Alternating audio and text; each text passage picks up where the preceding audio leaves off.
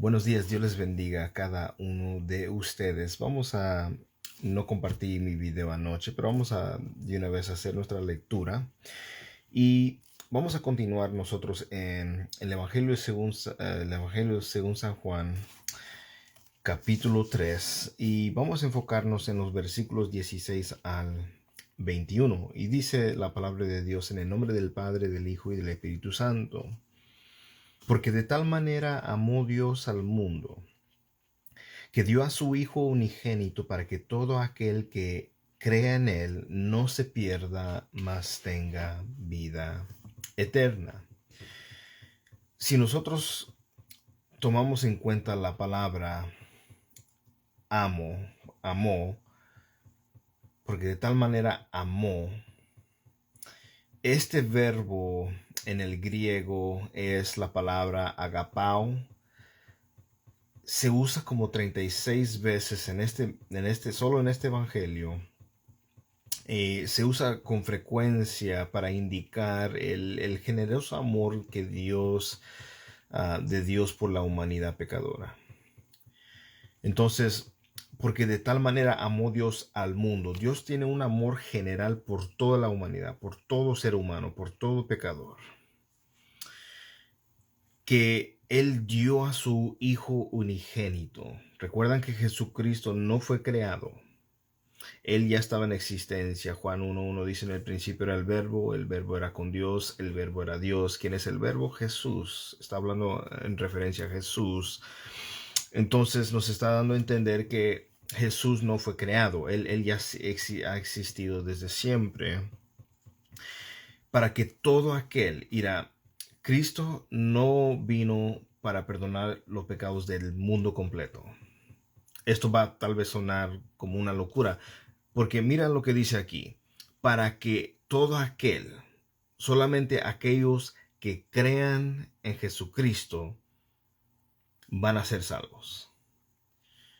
La palabra es clara cuando nos dice que hay dos caminos: un camino ancho que lleva a la perdición y muchos se encuentran en ese camino, y el camino angosto, en la cual no hay muchos. Y yo quiero que tomamos eso en cuenta, porque el amor de Dios se extiende hacia toda la humanidad. En contraste, el nacionalismo judío de la época en la cual estaba Jesús, ellos creían que solamente para ellos, que el amor era solamente, que el amor de Dios era solamente para ellos. Bueno, el plan de Dios desde el inicio, desde el principio, era el amor hacia la humanidad. Jesús aceptó, o más bien Dios pagó con la vida de su Hijo el más alto precio que se puede pagar. Jesús aceptó nuestro castigo, pagó el precio de nuestros pecados y luego nos ofreció una nueva vida que nos compró con su muerte. Cuando nosotros predicamos el Evangelio a otros, nuestro amor debe de ser como el de Cristo. Estar dispuestos a renunciar a nuestra comodidad y seguridad para que otros reciban el amor de Dios como nosotros. No importa qué tipo de persona sea, de qué raza sea, que sea una persona mala, que sea una persona muy noble, que sea una persona tatuado, sea una persona, ¿me entiende? Hasta una persona racista necesita que nosotros estemos dispuestos a compartir el Evangelio, las buenas nuevas de salvación a toda criatura. No hay exclusiones en excluir a cierto grupo, ciertas personas. Y entonces debemos nosotros estar dispuestos a proclamar ese Evangelio. Entonces, de tal manera amó Dios al mundo, un amor general para toda la humanidad. ¿Quiénes son los que recibirán el perdón de pecados? Aquellos que crean. No van a perecer, sino que tendrán van a tener vida eterna. Verso 17, porque Dios no envió a su Hijo al mundo para juzgar al mundo, sino para que el mundo sea salvo por él. Pensaría que esta es una contradicción, pero el propósito primario de Cristo al venir por primera vez, nació de una virgen, creció, inició su ministerio, tenía el propósito de ir a la cruz, tenía el propósito de venir a buscar y salvar lo que se había perdido. Entonces, ¿qué pasará con aquellos que rechacen el Hijo de Dios? El objetivo primario o principal de Dios era enviar a su Hijo. Ahora, ¿qué de aquello que rechacen la salvación? Bueno, el que rechace la salvación, el que rechace a Cristo, será implicado en juicio. Mira lo que dice el versículo 18. El que cree en él no es condenado, pero el que no cree ya ha sido condenado porque no ha creído en el nombre del unigénito Hijo de Dios. Las obras pecadoras son las obras de las tinieblas. Eso lo tenemos muy claro, lo vamos a ver en unos momentos, pero el que en él cree, el que ponga su confianza, deposita su confianza en Cristo, no es condenado. Pero el que no cree, el que rechace a Cristo, el que, ¿verdad?, lo desprecie, ya es condenado por no haber creído en el nombre del unigénito Hijo de Dios. Mira lo que dice el versículo 19. Vemos que Cristo, el propósito de venir al mundo no era para juzgar al mundo. Él vino para que el mundo fuera salvo por medio de él. El que cree en él no es condenado, pero el que no cree ya ha sido condenado. Ahora vamos a ver cuál es el juicio. ¿Cuál es la razón? ¿Qué es lo que va a suceder? Bueno, el verso 19 dice, y este es el juicio, que la luz vino al mundo. Jesús es la luz. Él vino a este mundo y los hombres amaron más las tinieblas que la luz, pues sus obras eran malas, sus acciones eran malas. Las obras pecadoras son las obras de las tinieblas. El mundo impío se mantiene tan lejos de esa luz como puede. No quieren estar cerca de la luz para no ser expuesto a la luz, a la verdad de la luz. No quieren que sus obras sean reprendidas, reprobadas. Y Cristo es odiado.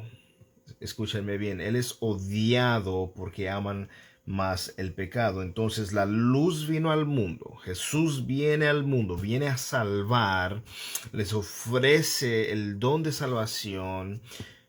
Pero ¿qué es lo que pasó con los seres humanos? Abrazaron más el pecado, abrazaron más las obras de maldad y rechazaron la luz, rechazaron a Cristo. Verso 20 nos dice, porque todo aquel que hace lo malo, el que practica lo malo, hace lo malo, odia la luz y no viene a la luz, odia a Jesús, no viene a Jesús para que sus obras, para que sus acciones no sean expuestas o para que no sean reprendidas.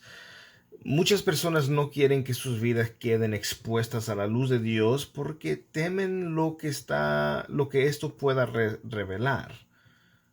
Secretos, cosas profundas, cosas, ¿verdad? No quieren cambiar, más bien dicho, desean ser los mismos. Y muchos prefieren vivir en miseria y no estar felices y estar vacíos y acostarse y, ¿verdad? No estar satisfechos, no estar contentos.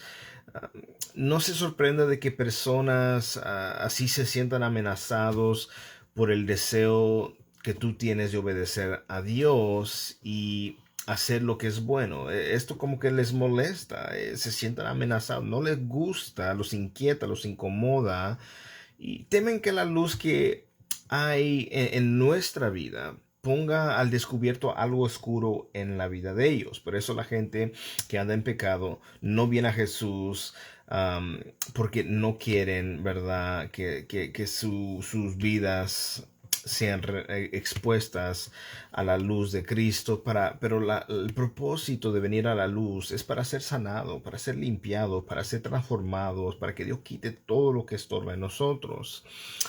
Ahora, ¿qué pasa cuando la gente te aborrece, la gente te maltrata, la gente se burla? No te desanimes, no te desanimes.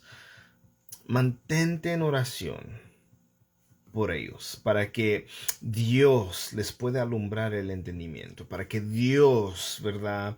Lo que compartes con ellos, ¿verdad? Que Dios sea el que dé el crecimiento. Dios les dé el don de fe para creer, y salir de la oscuridad, así como nos sacó a nosotros. Fuimos sacados de las tinieblas a su luz admirable. Sacado de los vicios, sacado de las drogas, sacado, ¿verdad? De vivir tal vez hasta en las calles, de ser personas así llenas de malicia, llenas de maldad y mentira, engaño, etcétera. Y Dios nos sacó de eso y nos trajo a su luz admirable. Y no somos perfectos, no vamos a pretender serlo, no lo somos, pero ya no estamos esclavizados al pecado, ya no estamos nosotros atados a eso. Ahora estamos propensos a pecar, estamos propensos a hacer lo malo, pero ya no estamos, ya no deseamos hacerlo, nos duele. El que es creyente le duele pecar en contra de Dios. En la presencia de Jesús, nuestros pecados se muestran tales como son. Cuando estamos nosotros y no venimos a Cristo, el pecado parece satisfacer, parece ser agradable, parece dar ese brillo de que, oh, wow, esto me va a llenar. Bueno, lo contrario, nos dice Romanos capítulo 3, verso 23, que la paga del pecado es muerte. ¿Qué es lo que hace el pecado? Nos mata. Nos mata, nos destruye, nos arruina. Pero Cristo vino a dar vida y darla en abundancia, a rescatar, a redimir, a salvar, a transformar.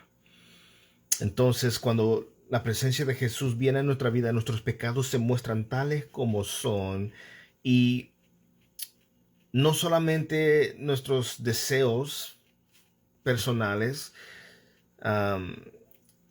sino más bien nuestras ofensas hacia Dios como el Creador, nuestras ofensas hacia Dios como el Redentor y más que nada el juez del mundo, ¿verdad? Sabemos que Dios es un juez justo. Ahora vamos a concluir con el versículo 21. Pero el que practica la verdad, estábamos hablando el verso anterior del que practicaba el pecado, el que tenía el hábito de pecar, el que se quedaba en pecado. Ahora hablemos sobre lo opuesto de eso. Pero el que practica la verdad viene a la luz. El que practicaba el pecado se quedaba en la oscuridad, se quedaba en las tinieblas, no quería nada con la luz, odiaba la luz.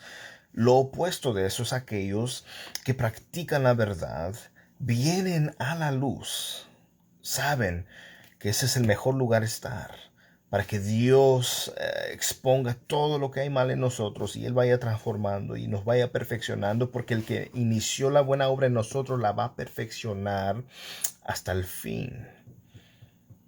Él pone en nosotros, Dios pone en nosotros tanto el querer como el poder hacer su voluntad, buena voluntad. Él pone en nosotros el querer hacer su voluntad como la capacidad para hacerlo. Entonces, pero el que practica la verdad viene a la luz para que sus acciones, sus obras sean manifestadas, que han sido hechas en Dios. Ahora, ¿quién es el que practica la verdad? Pues aquellas personas que están en la luz de Jesús siempre se mantienen cerca de la luz, siempre se mantienen cerca de Cristo. Dios ha provisto al creyente de fuerza, le da voluntad de poder hacer el bien. Somos llamados para buenas obras. Ahora, las buenas obras no salvan. Hay personas que creen y hay religiones que creen, no, pues si tú haces buenas cosas, te ganas el cielo. El cielo no se gana por buenas obras, porque no somos buenas personas. Pudiéramos nosotros ir por los 10 mandamientos y vas a darte cuenta que el único que pudo cumplir esas fue Jesucristo. Los cumplió perfectamente, fue sin pecado, fue, ¿verdad?, sin engaño en él. Y al contrario, en nosotros hay engaño, en nosotros hay pecado, en nosotros fallamos, cometemos errores, desobedecemos a Dios. Pero lo hermoso de esto es que aquel que está en la luz permanece en la luz, que es Cristo. Y se manifiesta eso por sus acciones, porque dice Mateo capítulo 7 que por los frutos, por las acciones de las personas vamos a conocer quiénes son, no nomás por lo que compartan en Facebook, no nomás por quién dicen ser o qué posición tengan o qué puesto en la iglesia, sino más bien por sus acciones, cómo se comportan, cómo se conducen, cómo son, cuál es su trato, cómo es su manera de tratar a las personas. Muestran amor, muestran compasión, muestran misericordia, muestran honestidad, muestran integridad, muestran, ¿verdad? Procuran honrar a Dios. Y eso es tan importante. Sabemos que toda buena obra es producida en el creyente por Dios. Todo lo que es bueno proviene de Dios. Entonces, esto es algo en que considerar. Cuán grande es el amor de Dios, que Él puede y es capaz de salvar a vil pecadores, personas inmerecedores somos, no merecemos la salvación, que es un don gratuito, un don regalo de Dios, que Él otorga, que Él da, porque recuerda en su palabra, aún nos dice también en Romanos, que Él, ¿verdad?, tendrá misericordia de quien Él tendrá misericordia. No depende del que corre, sino de quien Jehová, quien Dios tenga misericordia. Y créeme que Dios ha sido misericordioso con nosotros. Entonces, con eso en mente, que Dios me los bendiga, me los guarde, que tengan un excelente día lleno de bendiciones y un abrazo fuerte para todos.